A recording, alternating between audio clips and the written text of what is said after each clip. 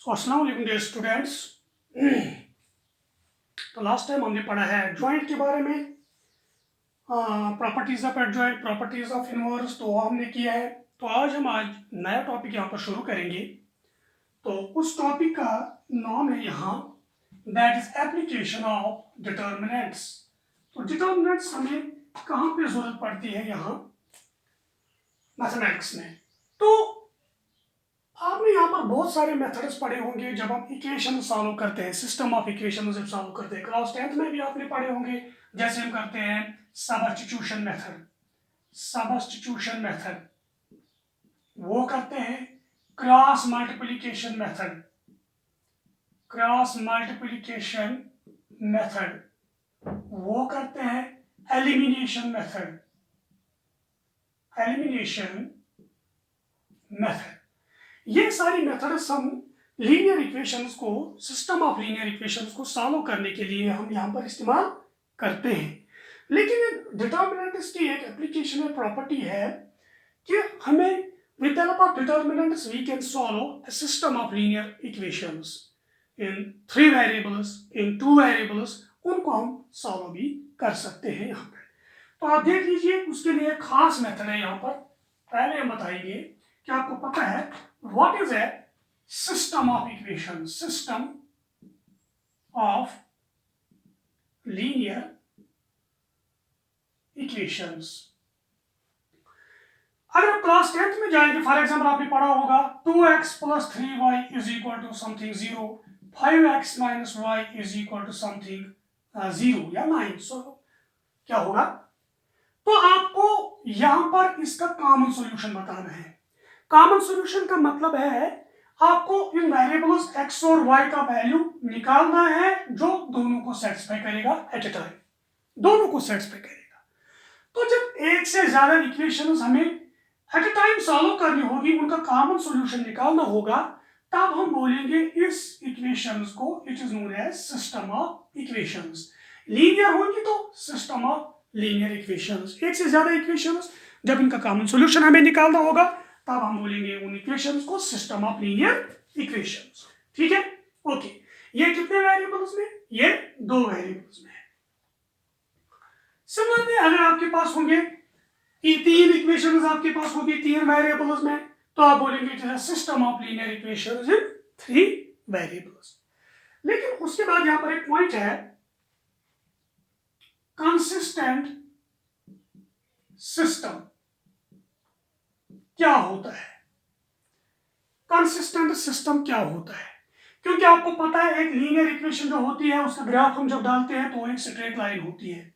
ठीक है, तो अगर मेरे पास एक ये लीनियर इक्वेशन है something x + by is equal to c, मैंने इसका ग्राफ डाला है, वो ये है। मैं दूसरा ये a1 b1 c1, मैं दूसरा लूंगा a2 + b2y c2 is equal to 0, मैंने इसका भी ग्राफ डाला है, वो ये निकला है। मैं एज्यूम करता हूं तो जहां पर ये 2 लाइन्स आपस में मिली है, क्योंकि आपको पता है एक लीनियर इक्वेशन के कितने सॉल्यूशंस वहां पर होते हैं, जो 2 वेरिएबल में होगी वो तो इनफाइनाइट नंबर ऑफ सॉल्यूशंस होंगे 2 वेरिएबल्स में। तो इस लाइन पे जो भी पॉइंट लाई करेगा वो इसका सॉल्यूशन है, इस लाइन पे जो भी पॉइंट लाई करेगा वो इसका सॉल्यूशन है। तो इसके भी इनफाइनाइट नंबर ऑफ सॉल्यूशंस है, इसके भी इनफाइनाइट नंबर ऑफ सॉल्यूशंस है। लेकिन कॉमन कितने सॉल्यूशंस है?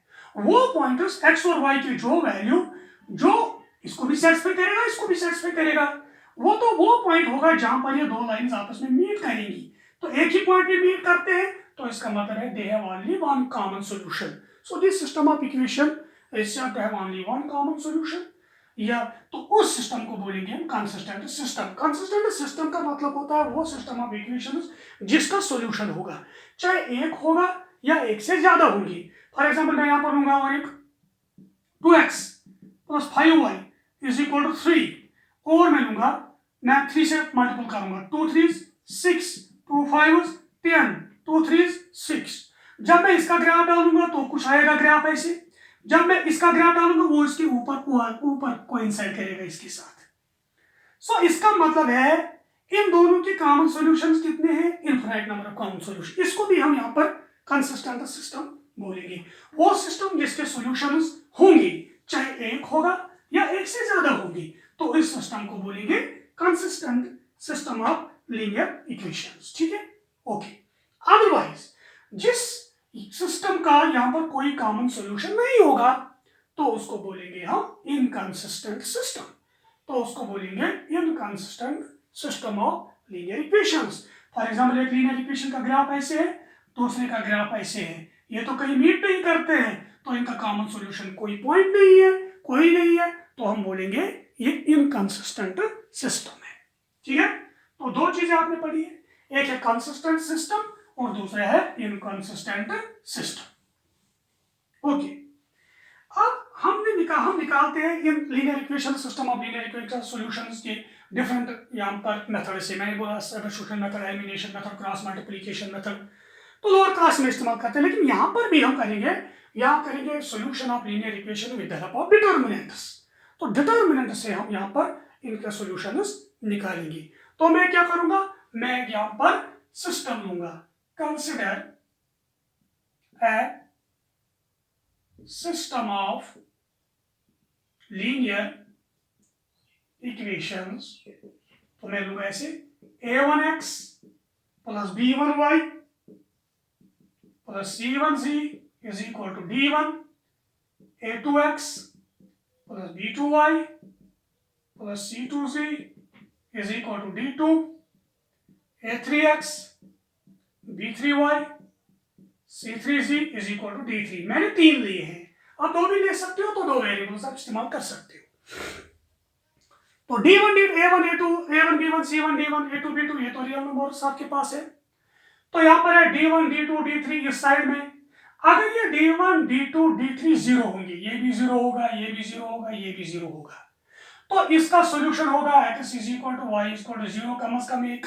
इसका सोल्यूशन भी x is equal to y is equal to zero, इसका सॉल्यूशन भी x is equal to y is equal to z is equal to zero, z is equal to zero. तो इन system तीनों equations का common solution कम से कम एक है, कौन है ये, वो है दिस 0 0 0। तो 0 0 वो सेटिस्फाई करेगा, बिकॉज़ 0 प्लस 0 प्लस 0 इज 0 0 0, वो सेटिस्फाई करेगा 0 0 0 दिस ट्रिपलेट। तो इस ट्रिपलेट x y z का वैल्यू है 0 0 0। इन दिस केस जब ये तीनों जीरो होंगे तब हम उसको बोलेंगे होमोजीनियस, उसको बोलेंगे होमोजीनियस सिस्टम ऑफ इक्वेशंस। तो होमोजीनियस सिस्टम ऑफ इक्वेशंस का सॉल्यूशन होता है 0 1, x is 0 y is 0 z is 0, एक सॉल्यूशन जरूरी है, ठीक है। तो जब वहां पर साइड में 0 0 होंगे, वो D1 D2 D3, तब इसको बोलेंगे होमोजीनियस सॉल्यूशन। अदरवाइज जब नॉन जीरो होंगे तो इसको बोलेंगे non homogeneous system of equations, वो है होमोजीनियस सिस्टम ऑफ इक्वेशन। तो मैं लूंगा non homogeneous D1 D2 D3 यहां पर। तो इनको हम सॉल्व करेंगे, तो सॉल्व कैसे करेंगे, मैं इसको एक डिफरेंट फॉर्म में लूंगा। मैं यहां पर एक मैट्रिक्स बनाऊंगा, let capital A is equal to एक मैट्रिक्स मैं लूंगा यहां पर, वो है कोएफिशिएंट की मैट्रिक्स हम लेंगे। Coefficient of x A1 B1 C1 A2 B2 C2 A3 B3 C3, ये मैं लूंगा 3/3 मैट्रिक्स कोएफिशिएंट्स की। मैं एक मैट्रिक्स और बनाऊंगा कैपिटल X वेरिएबल्स की, कॉलम मैट्रिक्स में बनाऊंगा x y z, और मैं बी मैट्रिक्स और एक लूंगा, वो कॉलम मैट्रिक्स हम लेंगे, और इनका D1 D2 एंड D3 ये मैं लूंगा यहां पर।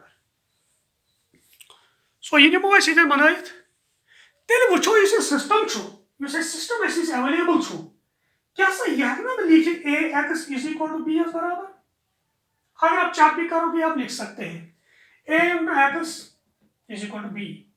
सपोज यहां पर मैं करूंगा थोड़ा a इंटू एक्स किसके बराबर है, a इंटू एक्स रो को कॉलम के साथ a1x b1y c1z पहला एलिमेंट, तो किसके बराबर, b का पहला element d1, a2x b2y c2z दूसरा element d2, a3x b3y c3z plus, तो किसके बराबर, d3 के बराबर। तो इस सिस्टम को लिख सकते हैं ax is equal to b form में, then the system can be written as then x is equal to b, तो हम लिख सकते हैं इस सिस्टम को, ठीक है, बिकॉज x जो निकलेगा वो ये साइड सारा आएगा, तो इक्वल है b, तो पहला पहला बराबर, दूसरा दूसरा, तीसरा तीसरा, d1 d2 d3, okay, so that means हम लिख सकते हैं यहाँ पर ए का value A1 B1 C1 A2 B2 C2 A3 B3 C3, तो x है x y z, तो ये है D1 D2 D1 D2 D3। देख लीजिए, पहले रो को कॉलम के साथ A1 x फिर plus B1 y plus C1 z, पहला एलिमेंट यहाँ पहला है D1, तो D1 के बराबर। तो इस सिस्टम को हम ऐसे लिख सकते हैं। अब नेक्स्ट आप क्या करेंगे, अब ये डिपेंड करता है ए पर, इस कैपिटल ए पर। ये कैपिटल ए जो होगा यहाँ पर, अगर सिंगुलर होगा डिटरमिनेंट ऑफ ए 0 होगा या नॉन सिंगुलर होगा, या सिंगुलर होगा या नॉन सिंगुलर होगा। डिटरमिनेंट ऑफ ए 0 और डिटरमिनेंट ऑफ ए नॉन 0। मैं इसको रब करूंगा थोड़ा, देख लीजिए।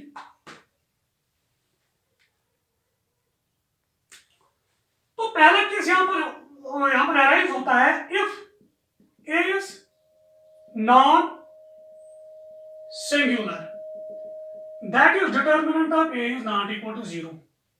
जब determinant of not equal to 0 होगा, देयरफॉर ए इनवर्स एग्जिस्ट होगा। तो ए इनवर्स एग्जिस्ट होगा, मुझे निकालना क्या है, मुझे निकालना है एक्स वाई और सी का वैल्यू, वेरिएबल्स की वैल्यू, वो कॉमन सॉल्यूशन होगा। जब ए इनवर्स एग्जिस्ट होगा देन तो A X is equal to B को कैसे लिखेंगे, मैं दोनों तरफ से इनवर्स दूंगा। A inverse X is equal to A inverse B, तो by associative law A inverse A X A inverse B, ठीक है। तो मैंने यहां पर क्या किया है, मैंने ए इनवर्स को प्री मल्टीपल किया है दोनों से, pre multiply by A inverse. तो फिर मैंने एसोसिएटिव लॉ अप्लाई किया, बाय एसोसिएटिव लॉ। तो ए इनवर्स इनटू ए वो क्या होता है, I X is equal to A inverse B. Identity matrix है ए और ए का इनवर्स, मल्टीपल जब करते हैं तो identity matrix into X is X A inverse B. क्योंकि आपको पता है इनवर्स ऑफ मैट्रिक्स जो होता है वो यूनिक होता है, तो ए इनवर्स इनटू बी वो क्या आएगा, वो यूनिक आएगा, वो एक मैट्रिक्स आएगी, यूनिक मैट्रिक्स आएगी। सो इसका मतलब है यहाँ पर एक्स वाई और जी के वैल्यू निकलेंगे, यहाँ पर आएगा एक्स वाई और जी, यहाँ पर आएगा ए इनवर्स इनटू बी, वो एक मैट्रिक्स आएगी, कॉलम मैट्रिक्स, तो एक्स का वैल्यू वाई का वैल्यू और जी का वैल्यू निकलेगा। सो दिस मेथड, इस मेथड को हम बोलते हैं यहाँ पर, जब हम यहाँ पर सॉल्यूशन निकालते हैं सिस्टम ऑफ लीनियर इक्वेशंस का, इसको बोलेंगे हम matrix method. This is known as matrix method, this is known as matrix method. तो इसका नाम पड़ा है हमें मैट्रिक्स मेथड। तो याद रखना है यहाँ पर अगर ए इनवर्स यहाँ पर एग्जिस्ट होता है, determinant of A is non zero, तब हम डायरेक्टली यहाँ पर लिख सकते हैं एक्स किसके बराबर होगा, ए इनवर्स बी। ये भी कॉलम मैट्रिक्स है एक्स वाई जी, तो ए इनवर्स इनटू बी वो भी एक कॉलम मैट्रिक्स आएगी। पहले चेक करना है ए इनवर्स एग्जिस्ट होता है कि नहीं होता है, ये जरूरी चीज है, पहले चेक करना होता है ए इनवर्स एग्जिस्ट हो जाएगा कि नहीं हो जाएगा। तो आप देख सकते हो, तो यहाँ पर भी एक कॉलम मैट्रिक्स आएगी। सो एक्स का वैल्यू भी, वाई का वैल्यू भी और जी का वैल्यू भी हमारे पास। सपोज ए इनवर्स भी आएगा 5 2 1, तो निकलेगा X is equal to 5, Y is equal to 2, Z is equal to 1। तो आप आसानी से कर सकते हो। सो मैट्रिक्स मेथड बहुत है, मैं एग्जाम में आपके पास एक लेंथी क्वेश्चन आएगा, इसमें से लॉन्ग आंसर टाइप क्वेश्चन आएगा, वो भाई मैट्रिक्स मेथड आपको सॉल्व करना होगा, ठीक है। अब हमारे पास आता है दूसरा केस। सेकंड केस में हमारे पास है, अगर ये determinant of A is equal to 0, if determinant of A is equal to 0, then तो हमें कैलकुलेट करना है, we have to calculate adjoint of A into B, adjoint of A into B, ये हमें कैलकुलेट करना है। तो एडजॉइंट निकालेंगे, फिर उसको मल्टीपल करेंगे बी के साथ। अब अगर आपके पास adjoint of A into B अब नॉन जीरो आया, if adjoint of A into B is not equal to zero matrix, वो नॉन जीरो है, then the given system has no common solution, तो इनका नो सोल्यूशन है। तो अगर आपके पास, तो इसका मतलब है नो सोल्यूशन जाएगा, दैट इज इनकंसिस्टेंट है सिस्टम, इनकंसिस्टेंट। अगर आपके पास adjoint of A into B 0 आया तब तो मसला है, तब क्या है, then the system will be either consistent और consistent, then the system will be either consistent or inconsistent. That is, the system है, then the system will have, जब consistent होगा तब होगा infinite number of solutions or no solutions. That is, the system will have infinite number of solutions or no solution. Unique solution में खाली है क्या? Unique solution तब होता है जब determinant of A is not equal to 0। तो पढ़ना क्या है आपको यहाँ, आपको खाली वो मैट्रिसेस यहाँ पर पढ़नी है जिनका सोल्यूशन होगा लेकिन यूनिक सोल्यूशन होगा, वो आपको यहाँ पर पढ़नी है। तो ये चीज आपको याद रखनी है यहाँ पर मैट्रिक्स मेथड में। हम एक यहाँ पर क्वेश्चन करेंगे, आप देख लीजिएगा, इस पर अप्लाई करेंगे, इसका सोल्यूशन हम निकालेंगे with the help of matrix method. Easily कर सकते हैं, अच्छे से कर सकते हैं, देख लीजिए आप।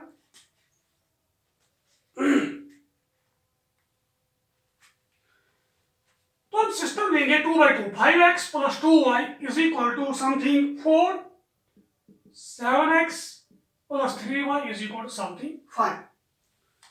तो मुझे मैट्रिक्स मेथड इस्तेमाल करना है, तो सॉल्व करना है इस सिस्टम ऑफ लीनियर इक्वेशन को। तो देख लीजिए यहाँ पर खाली वेरिएबल कितने हैं, 2 है। तो मैं क्या करूंगा, मैं पहले ए लूंगा कोएफिशिएंट मैट्रिक्स, वो तो पता है आपको, 5, 2, 7, 3। फिर लूंगा कैपिटल एक्स वेरिएबल की matrix, small X small Y. फिर लूंगा बी, वो आएगा D1 and D2, 4 and 5। Then the system can be written as, वो आपको पता है, ax is equal to B, a into X वो b की इसके बराबर निकलेगा, तो इसको ऐसे लिख सकते हैं। नाउ आप मुझे दिखना है ए इनवर्स एग्जिस्ट होता है कि नहीं होता है, क्योंकि जब आप यहां पर निकालते हैं इसका सॉल्यूशन वो होता है इनवर्स इनटू बी, इनवर्स पहले एग्जिस्ट होना चाहिए। नाउ डिटर्मिनेंट ऑफ ए में करूंगा, इनवर्स तब एग्जिस्ट होगा जब डिटर्मिनेंट नॉन जीरो होगा। So determinant of A 5, 2, 7, 3, 15 minus 14, 1 not equal to 0, therefore A inverse exists, A inverse exists। ठीक है, तो क्यों ना हम ये इनवर्स यहां पर निकाल के रखेंगे। नाउ तो ए इनवर्स का मतलब कैसे है, वो किसके बराबर है पता है आपको, adjoint of A divided by determinant of A. तो 1 divided by determinant of A, तो 1 है, 1/1 फिर लिखना है एडजॉइंट। एडजॉइंट क्या होता है, कोफैक्टर मैट्रिक्स का ट्रांसपोज, लेकिन ये 2/2 मैट्रिक्स हम डायरेक्टली कर सकते हैं। कैसे, इन दोनों को इंटरचेंज, 3, 5, इन दोनों की साइन चेंज, -2, -7। तो हमारे पास है 3, -2, -7, 5, तो ये मेरे पास आया है ए इनवर्स। तो सिस्टम जो यहाँ पर है, determinant A is non zero, इसका मतलब ए इनवर्स एग्जिस्ट होता है, and system has only unique solution. Since A inverse या determinant of A is not equal to 0, therefore the given system has a unique solution। तो एक ही solution इसका होगा, वो हम निकालेंगे। तो वो solution क्या है, which is given by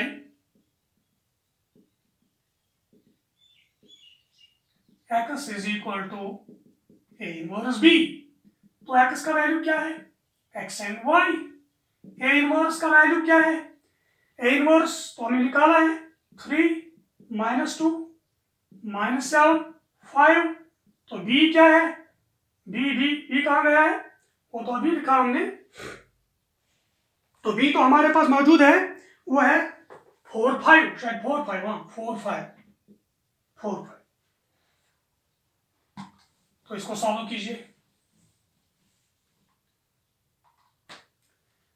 सो यहां पर देख लीजिए आप, this is X Y is equal to, दीजिए मल्टीप्लीकेशन रो को कॉलम के साथ, 3 into 4 12, 2 into 5 10, लेकिन -10, 7 into 4 -28, 5 5s plus 25।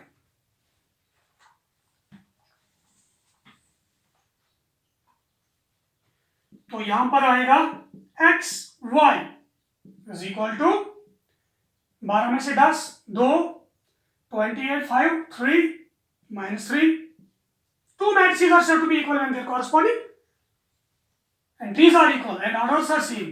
इसका मतलब x is equal to -3। This is the common solution of the given system of linear equations which is the unique solution। तो similarly आप किसके 3x3 मैट्रिक्स के लिए कर सकते हैं, इसको भी ऐसे ही हम सोल्यूशन निकाल सकते हैं by using this is known as this matrix method. तो और एक मेथड इसमें है, और एक रूल इसमें है सॉल्यूशन ऑफ इक्वेशंस निकालने के लिए, उसको बोलते हैं क्रैमर्स रूल। तो क्रैमर्स रूल इंशाल्लाह और नेक्स्ट वीडियो में आपके पास आएंगे, वो बुक में नहीं है हमारे पास इस एनसीईआरटी बुक में, तो हम उस पर भी एक लेक्चर यहाँ पर बनाएंगे इसी। तो सॉल्यूशन यही निकलेगा, लेकिन अप्लाई दूसरा रूल करना है, तो उस रूल को बोलेंगे हम Cramer's rule and this rule is known as matrix method for finding the solution of given system of linear equations. ठीक है, तो आप 3x3 के लिए भी कर सकते हो ऐसे ही, तो उसमें भी आप एडजॉइंट ए इनवर्स निकाल सकते हो, लेकिन determinant of a non zero होना चाहिए। आपको वो मैट्रिसेस पढ़नी है जिनमें आपको यूनिक सॉल्यूशन होगा। तो ये था आज के लिए हमारे पास। तो इंशाल्लाह नेक्स्ट टाइम हम आपको बताएंगे और एक रूल जिसमें हम अप्लाई करेंगे क्रैमर्स रूल इन्हीं इक्वेशंस पर। Thank you very much.